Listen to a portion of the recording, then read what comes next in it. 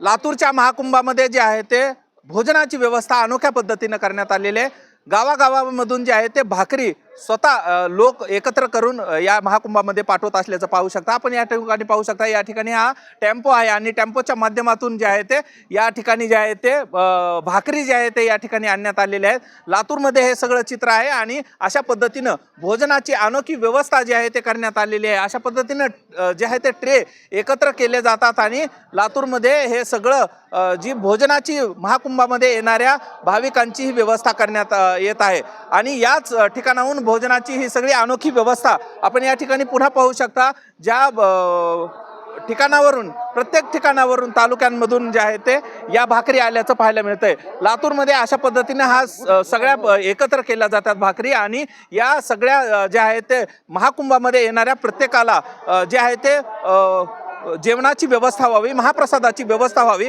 यासाठी हे सगळं जे आहे ते अन्न तालुक्यांमधून एकत्र येत असल्याचं पाहायला मिळत आहे। आणि त्यामुळंच महाकुंभामध्ये हजारो लाखो लोक येत आहेत आणि त्यांची जेवणाची अशी वेगळ्या पद्धतीनं अनोखी व्यवस्था करण्यात येत असल्याचं पाहायला मिळत आहे। लातूर जिल्ह्यामध्ये हे अनोखं चित्र आहे आणि अशा पद्धतीनं आपण पाहू शकता ही सगळी जेवणाची व्यवस्था आहे आणि ही सगळी जेवणाची व्यवस्था अशा पद्धतीनं करण्यात आलेली आहे। भाविकांना जे आहे ते अन्न मिळावं, 2 वेळेचं किंवा या ठिकाणी जे राहणारे लोक आहेत त्यांना जेवणाची व्यवस्था व्हावी, यासाठी हा सगळा प्रयत्न आहे।